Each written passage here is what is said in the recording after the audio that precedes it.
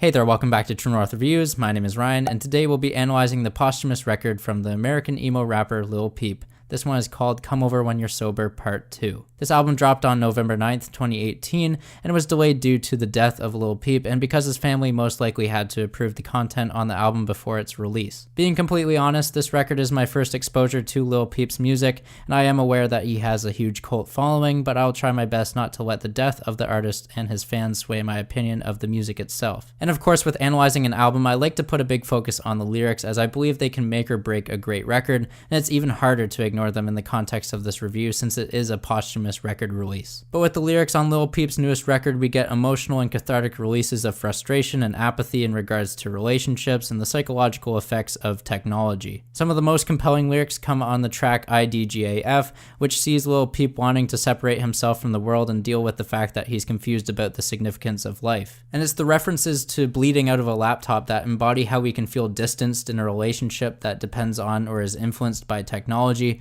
further driving home the terrifying and unknown mess that Lil Peep was dealing with before his death. As a collection of songs, the dark themes of sex, isolation, and drugs are laced throughout the project on tracks like Sex With My Ex and Cry Alone, and although they're pretty repetitive, their lyrics have a genuine sense of emotion and illustrate the complicated mind of a man who wants to be with his ex, but also wants to burn down his school to get the attention of the rich kids. Elsewhere, the drug references to cocaine on 16 lines act as a medicine for the artist and the listener. Not only did Lil Peep resort to drugs to ease the pain of life, but he also wrote a song that alleviated discomfort, and his fans can also exercise this track as a coping mechanism to get over a lost lover. Of course, lyrics don't mean everything to music, or else we would just be reading a book or a poem, so the other half of the equation comes from how good it sounds to our ears in an organized or sometimes disorganized fashion. And sonically, Come Over When You're Sober Part 2 blends the styles of alternative rock and hip-hop, with many tracks taking influence from grungy guitars and trap hi-hats. Supporting the explicit lyrics, the instrumental palette is most accurately portrayed on the track Leanin',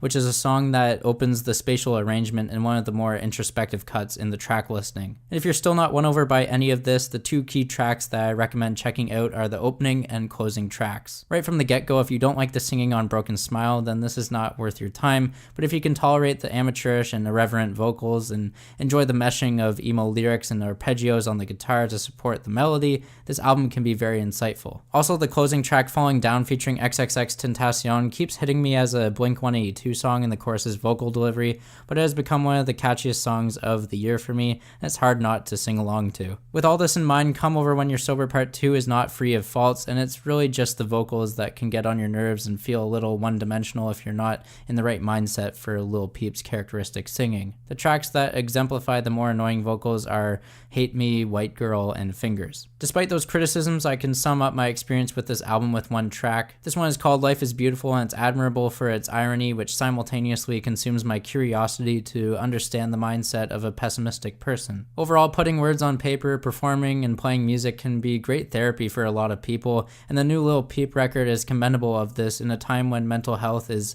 as relevant as it has ever been. On the flip side of the argument though, a lot of these songs could be criticized for their fascination with death and glorification tactics, so I see where those people would be coming from, especially on the track Runaway, but if we're moving forward with tackling mental health issues, it's better to open up about problems instead of bottling them up for an indefinite amount of time. All in all, the new Lil Peep record for me is a 7 out of 10, and it's captivating for its catchy songs spread across its track listing, along with cathartic lyrics and a guitar-driven sound mixed with hip-hop production. On the downside, the vocals prove to be repulsive, and it's a strong factor to getting pleasure out of this record in the future. Lastly, the project feels cohesive for its sound, but it's easy to let some songs slip your mind in the grand scheme of things. Thanks for checking out this review. On the screen, you'll see some of the other album reviews that I've done in the past. Please consider subscribing and sharing this with your friends. Leave a like if you like, and as always, have a rockin' day.